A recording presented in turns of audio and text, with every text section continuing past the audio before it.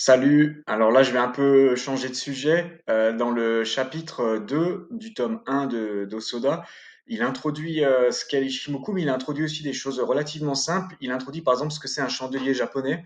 Il montre il montre trois exemples. Il montre un exemple avec un chandelier haussier. Il explique qu'il est haussier parce que l'ouverture est au-dessus de la clôture. Il montre un chandelier baissier parce que la clôture est sous l'ouverture. Et il montre un doji en expliquant ces lois de Sakata, c'est intégré dans les lois de Sakata. Et concrètement, ce qu'il dit, c'est que certains considèrent le doji comme une bougie haussière, on va dire un doji entièrement théorique où on aurait l'ouverture et la clôture pile sur le même niveau, hein, vraiment sur le même niveau. Voilà. Après, la différence entre, on va dire, un chandelier et un doji, quand on n'est pas exactement au même niveau, ben, je laisse chacun sa propre interprétation. Je pense que là, si on parle de figures théoriques, ensuite, où on met arbitrairement un doji ou on le met pas, chacun fait ce qu'il veut. Mais en tout cas, ce que Osoda dit, c'est que si on a un doji avec, on va dire, la figure théorique parfaite d'un doji, hein, ça serait mèche et ouverture clôture sur le demi-prix, tout simplement. Donc, vous comprenez encore, en gros, un doji avec ouverture et fermeture sur le même, sur le demi-prix, bah, c'est un range parfait en fait. On est revenu pile sur l'équilibre le marché a ouvert sur un niveau, il a rangé en tapant un point haut, un point bas, et puis il est revenu exactement au même niveau. Donc un doji parfait, bah, c'est un équilibre parfait tout simplement. Et ensuite, Osoda dit que si l'ouverture et la clôture est au-dessus du demi-prix, on considère que c'est un doji, on va dire un chandelier haussier. Et si le doji se crée, donc l'ouverture et la clôture se fait sous le demi-prix, on est dans un doji qu'on pourrait considérer comme baissier. Voilà un petit peu ce qu'il dit. Vous en faites ce que vous voulez. Moi, je vous passe juste l'information. Et ensuite, il va plus vraiment reparler des bougies. Il en parlera la configuration des bougies. Il en parlera ailleurs. Mais il va surtout aussi parler de ça dans le chapitre 8. Alors, il va aller assez vite sur le chapitre 8, mais le chapitre 8, c'est les lois de Sakata. Et donc, je pense que je vais faire des vidéos sur les bougies, les lois de Sakata. Je vais créer une playlist spéciale. Mais là, je vais juste simplement faire une vidéo d'introduction sur une idée qui est la mienne, et ensuite vous en faites ce que vous voulez, mais ça sera une introduction sur la notion des bougies. Donc là, je suis sur le PX4, mais c'est la même chose que le PX1. Vous souvenez, là, je pense que vous voyez où on est, vague Covid, ensuite on a eu cette première vague, ensuite on a ceci qu'on aurait pu considérer comme un range, ensuite un creux, et puis une troisième vague haussière qui est la vague en cours. Et donc moi, je vais partir de ce creux-là, parce que c'est de là où je suis parti pour d'autres vidéos. Et donc, là, vous voyez que j'ai pris en compte, on va dire, un range de 26 bougies. Je pense que vous comprenez pourquoi j'en prends 26.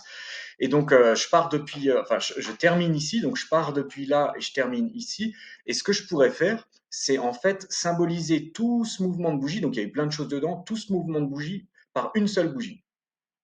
Et c'est quelque chose que vous pouvez faire, hein. Donc, c'est pas parce que vous êtes en daily que vous devez faire une fixette sur les bougies daily. D'ailleurs, c'est ce que je disais dans d'autres vidéos. Il faut soit on maîtrise bien le mouvement des bougies, et même si on les maîtrise, il faut faire attention à ce que les bougies montrent, parce que des fois, voilà, le marché sur une, deux bougies, des fois, il va pas montrer grand-chose à part des faux signaux. Mais en tout cas, ce qu'on peut faire, c'est qu'on peut symboliser toute une suite de bougies en une seule, et je vous montre l'intérêt de le faire et la relation avec l'Ishimoku. Et donc, j'ai laissé le Chiku, mais je pense que vous comprenez, si vous comprenez cette vidéo, vous allez comprendre pourquoi je laisse Chiku et que j'ai pas forcément besoin des autres.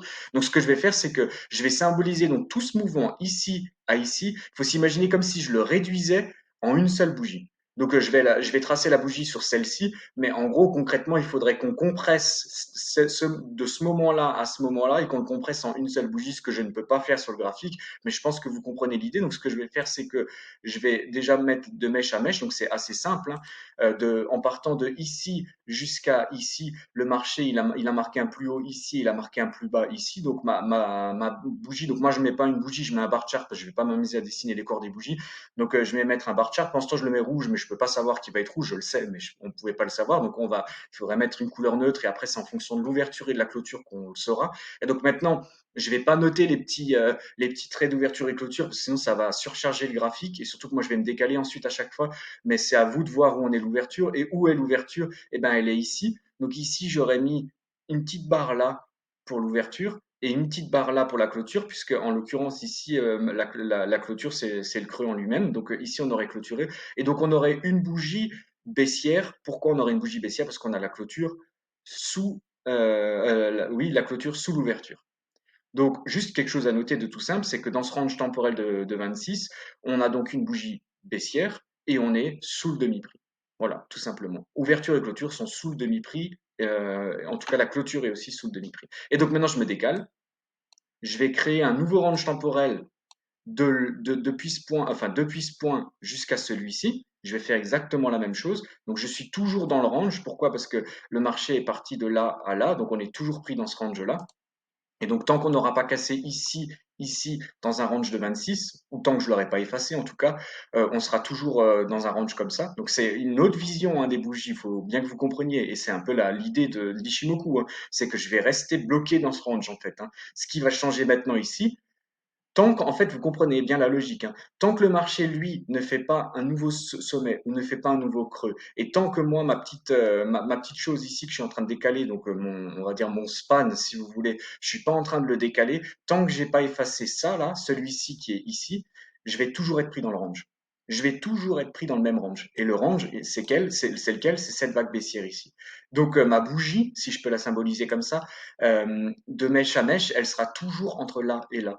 Donc il n'y aura pas grand-chose à voir ici si maintenant on travaille juste en bougie, à part quoi? Le mouvement des ouvertures et des clôtures. C'est juste ça qu'on peut voir, parce que de toute façon, si on reste, je précise bien, hein, si on reste sur une visualisation comme ça, et donc si on comprend bien ça et que les seules choses qui vont créer quelque chose ici, c'est les mouvements des bougies, alors, on peut regarder l'ouverture et la clôture, par exemple. Donc, on sait aussi que Tenkan, de façon passive, va faire quelque chose, mais là, je m'occupe pas de Tenkan, hein. Je regarde juste le décalage temporel d'un range temporel bougie après bougie. Et donc, maintenant, si je suis sur celle-ci, donc j'ai l'ouverture là et j'ai la clôture là. Donc on a ouverture, clôture, on est toujours dans une bougie baissière, on est toujours sous le demi-prix. La seule chose qu'on peut noter, qui est un point important, c'est qu'avant on avait une clôture ici sur la bougie temporelle d'avant, et maintenant on a un mouvement de la clôture vers le haut. Donc on note juste cette information qu'on a clôturé plus haut qu'avant. Donc je me décale ici. Donc maintenant j'ai mon ouverture ici. Point important, et là, c'est que j'ai ouvert au-dessus du demi-prix. Donc, je vous passe juste l'information. Là, avant, on n'était pas au-dessus. Maintenant, on a ouvert. Je suis parti du creux parce qu'avant, on était aussi au-dessus. Hein, mais il faut qu'on définisse un moment où on commence les analyses. Donc, moi, j'ai dit que je commençais à analyser depuis le creux. Ici, maintenant, on a une ouverture au-dessus et on a une clôture en dessous. Donc, on est toujours sur une bougie baissière avec un changement, on va dire, c'est qu'on a l'ouverture au-dessus du demi-prix. Voilà, tout simplement. C'est juste une information que je vous donne. Hein. Et une autre information qu'on peut noter, c'est que depuis le creux, on avait clôture ici, maintenant on a clôture ici, et maintenant on a clôture ici. Donc on a quand même deux clôtures consécutives qui se font au-dessus du creux. Maintenant, je vais décaler.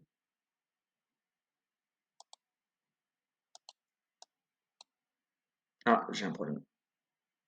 J'ai eu un petit problème de réseau, je pense, c'est pas grave. Donc maintenant, je me décale, et maintenant on part d'ici. Ouverture, clôture. Je vais décaler là. Alors, on est toujours sur une bougie baissière. Pourquoi? Parce que l'ouverture est sur ce niveau-là. Je vais vous le noter. Donc l'ouverture, elle est là. Donc on est toujours au-dessus de la clôture. Par contre, là, vous voyez un changement important dans le marché.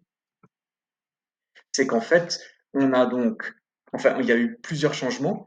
En tout cas, un non-changement qui est important, c'est on est toujours l'ouverture au-dessus du demi-prix. Et cette fois-ci, on a la clôture au-dessus du demi-prix. Et encore autre chose, c'est on a clôturé au-dessus, on a clôturé au-dessus. Je parle au-dessus de la bougie précédente, hein, et on a clôturé au-dessus. Donc ça fait trois fois qu'on clôture au-dessus. Là, maintenant, on clôture au-dessus du demi-prix. Et on est maintenant ici, on est pourquoi on pourrait considérer ici qu'on est sur un doji? Je vous explique pourquoi, parce que maintenant je vais décaler sans. On va pas regarder cette bougie-là, ok? On la regarde pas, même si on sait qu'elle existe.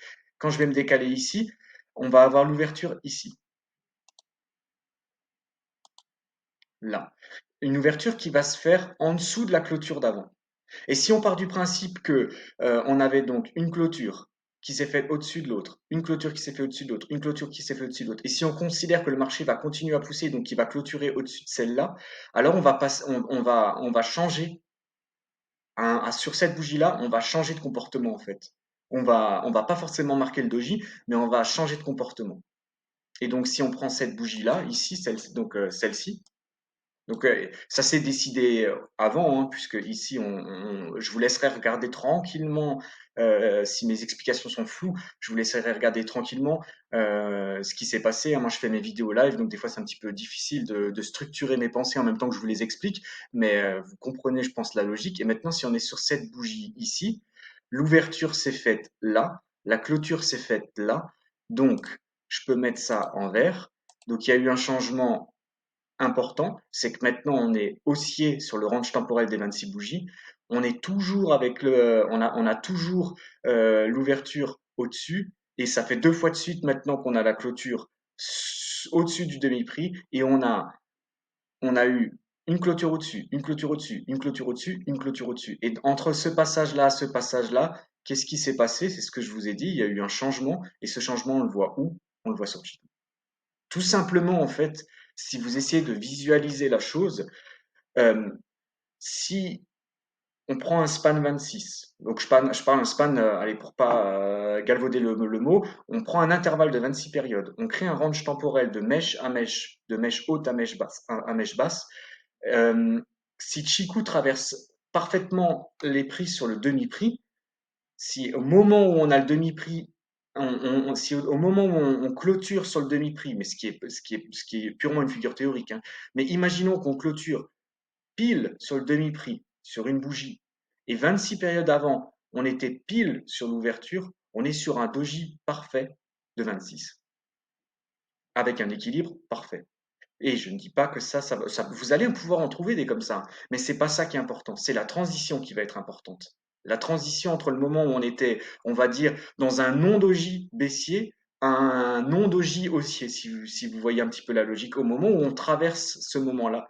Et donc là, je vous ai donné un exemple, mais il y en a d'autres en fait, parce que Chiku traverse les prix de façon bien différente. Donc si ça va être un peu comme pour les conversions d'Ikinkoyo, c'est simple à comprendre, mais il va falloir que vous les traciez vous-même en fait pour que votre cerveau comprenne petit à petit, configuration après configuration, ce qu'on peut faire de ça et pourquoi à certains moments on peut en faire quelque chose et à certains autres moments on ne peut pas en faire quelque chose.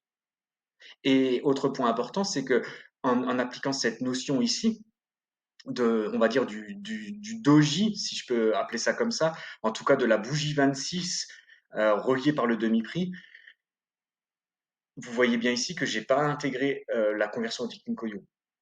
Alors que j'ai dit que c'était important la conversion d'Ikinkoyo. Là, on serait sur la conversion en fait de Chiku qui serait plus ou moins la conversion de la bougie si je peux expliquer ça comme ça. Et ensuite, il faudra mettre les deux ensemble. Heureusement ou malheureusement, hein. Mais en tout cas, c'est deux notions qui semblent différentes au départ. Et il faut les traiter, je pense, de façon différente. Ce que je veux dire, c'est que prenez une fois 20 minutes pour tracer le Kinkoyo et ensuite prenez 20 minutes pour tracer ça. Et de temps en temps, essayez de prendre les deux en même temps pour voir comment vous pouvez les lier. Et j'espère que vous avez compris un petit peu cette idée que je voulais vous montrer ici. Je ferai d'autres vidéos sur d'autres configurations de conversion de. Donc là, je vais aborder le mot sur la conversion de Chiku. Et je pense que ça va s'éclairer. Si c'est pas suffisamment clair ici, ça va s'éclairer dans d'autres vidéos. Je vais essayer de prendre des configurations des fois plus simples. Là, elle était vraiment simple, mais des configurations simples et des fois des configurations plus compliquées. Et peut-être à force de les voir, vous allez comprendre. Mais surtout, et je répète ce que je dis comme dans d'autres vidéos, surtout ne regardez pas seulement, mais pratiquez. Voilà. Allez, à plus. Ciao.